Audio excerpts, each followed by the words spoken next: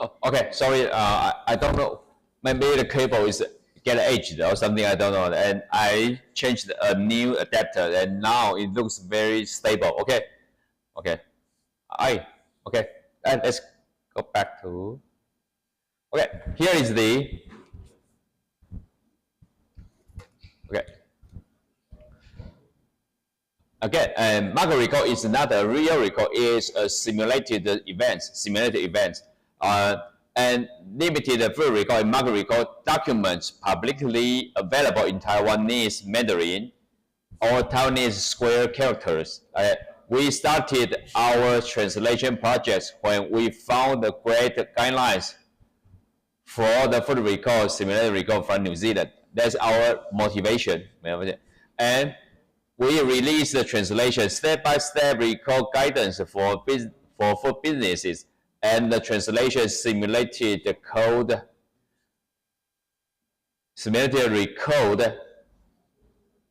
guidance will be ready soon. Actually, we have done that about 1 year ago. Then we will incorporate the food record regulations and templates of Taiwan into the two guidelines. Then we will edit a book. I just show you the book cover. You can see it. And there will be an open textbook. We hope our efforts can be helpful. Information. Sorry, I have some grammar problem here. To food businesses and operators and food education in Taiwan. That's our purpose. And here's the announcement of the copyright. The original document is under Creative Commons license. Creative Commons. Sorry. I just want to know, before you come to Taiwan, you already know the term Creative Commons. Please wave your hand. Before you come to Taiwan, anyone? Before you come to Taiwan, you already know the concept about Creative Commons. No? Zero? Oh, okay. I think it's a good chance. If there's a chance, you can search this term Creative Commons by your cell phone and learn the kind of concept. In the past, some authors always emphasize one thing: all rights reserved. But for the Creative Commons, low, zero, or not all rights reserved, only some rights, even no rights reserved. It's totally different concept. And please check the MPI. MPI means the Ministry of Primary Production, and they use the copyright Creative Commons. I mean the student and we also use the same license, CC BY, for our translation. And here we have listed how do we do the translation plan. We have our translation program. Program is a British spelling, thus double M here. But in US spelling, that is program, PRGIM, not double M and with a E. No, it's different. Okay. Scheme, food control plan, national program, regulated control scheme, and reconciliation verifier.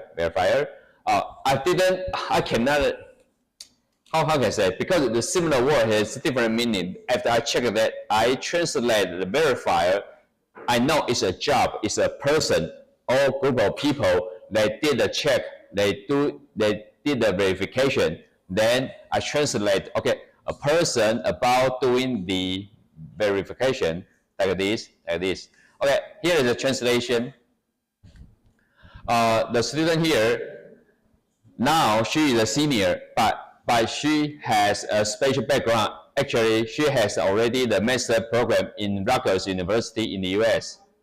There is one of famous university in New Jersey in the US. Okay, and it's me here. Okay, so I just have a brief introduction about our motivation. What do we do? What did we do about this part? Okay, let's move back.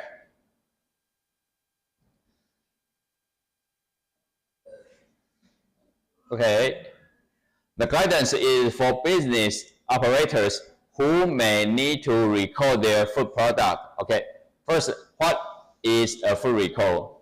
What is a food recall? If something has gone wrong with your food product, you may need to recall it. Something has gone wrong. Okay, you may need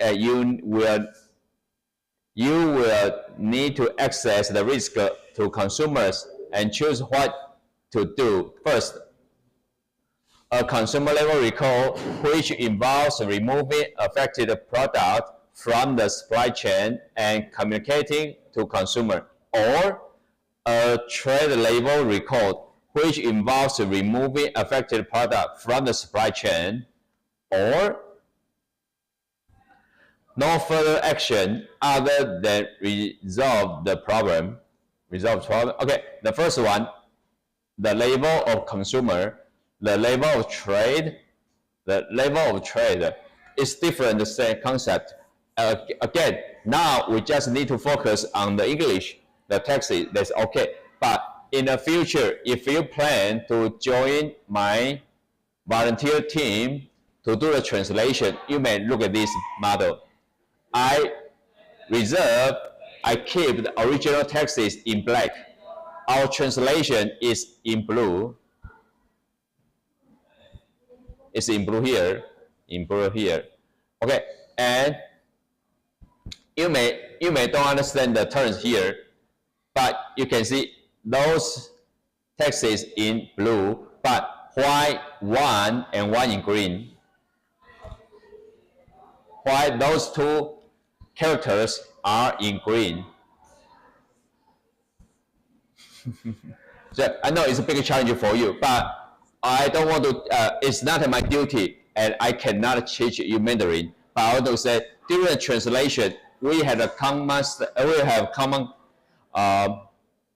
agree that the translation cannot just turn to turn. Moreover, the meaning, translate the real meaning is more important to the turn to turn. Okay, then we added the blue characters, then the sentence will become very beautiful and readable, understandable. Okay, and in the future, if you join my team to do the volunteers, I think you can do this. You can do this. And pardon me? Pardon me? What's your nickname? My team name? You can give them, but my nickname is $1. You can go $1 volunteer translation team. That's okay. Okay. Okay. So you can follow my model. You can follow my model. Okay. Next.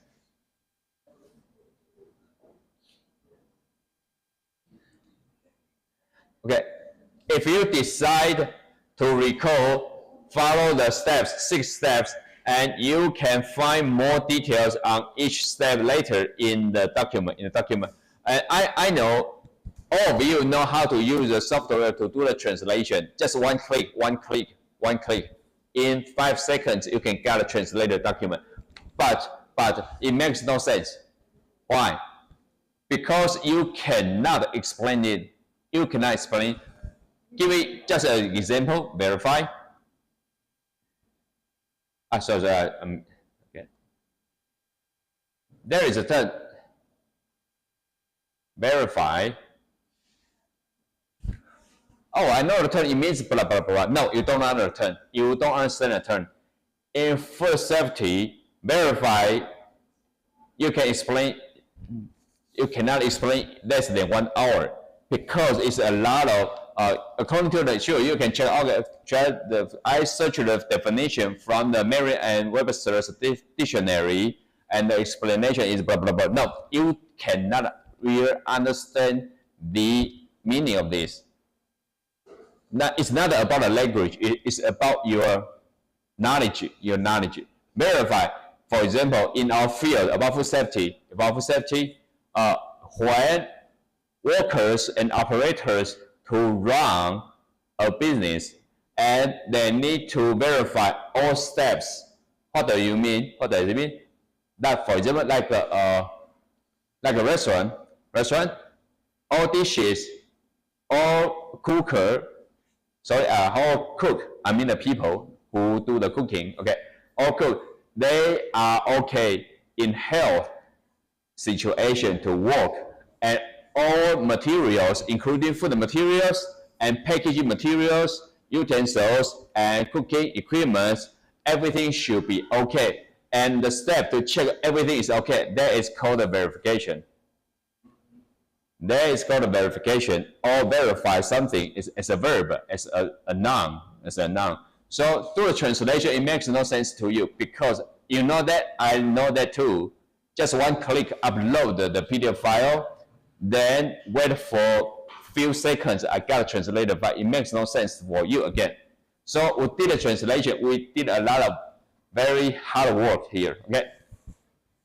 There are 6 steps: investigate, inform, access, check, communicate, and audit.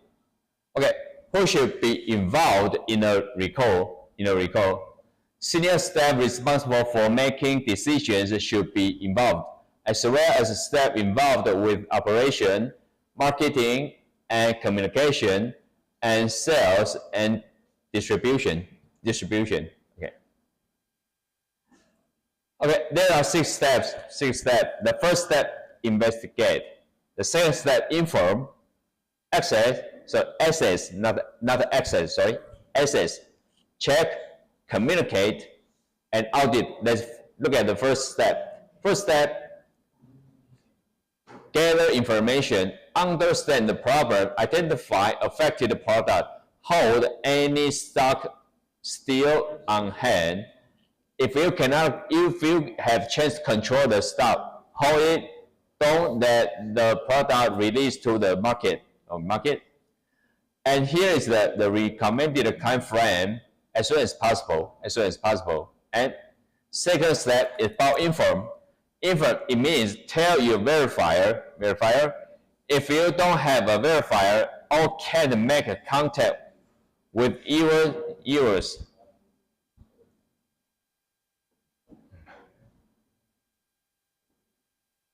Tell New Zealand Food Safety. Okay, and this situation is also as soon as possible. And the third step, assess the risk. Decide if the recall is needed, but generally maybe it's not required. But in certain situations, it can cause big problem on the health risk for people, for consumers. You need to make a decision. Decide if a recall is needed and what label, trade label or consumer label.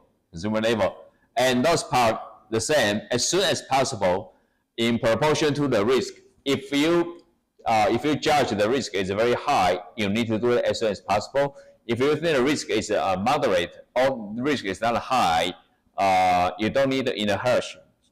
Just take your time. That's it. Generally, it will take a day. Okay. And here is about the regulations in New Zealand. I think we can skip this part. Sure, in the future, if you want to know more about the regulations, you want to export your product to New Zealand, you can study carefully. And step 4, check. Check if New Zealand Food Safety agrees with your risk assessment and decision. Okay, and here, as soon as practicable, within 24 hours of decision. Step 5, communicate. Communicate with decision to recall with impacted businesses and consumers for consumer label. Okay, and the same situation within 24 hours of decision. And here is a related regulations from New Zealand. But in Taiwan, we have similar recall regulations. But as I know, it's very embarrassing to say this. With Taiwan, we still need to do more to catch the qualified label to the international label. But we still far away from the kind of qualified label. No, we close to the failed the kind of situation. Okay, next. Audit. Audit how much product were returned, review, and identify corrective actions. Okay, here. It's not about the language again. Okay, what does it mean, corrective actions?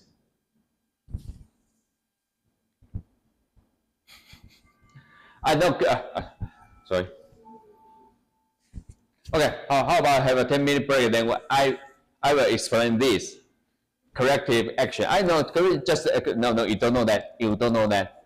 I promise you don't know that. Okay, have a 10-minute break, let's come back and I will share the opinions of this.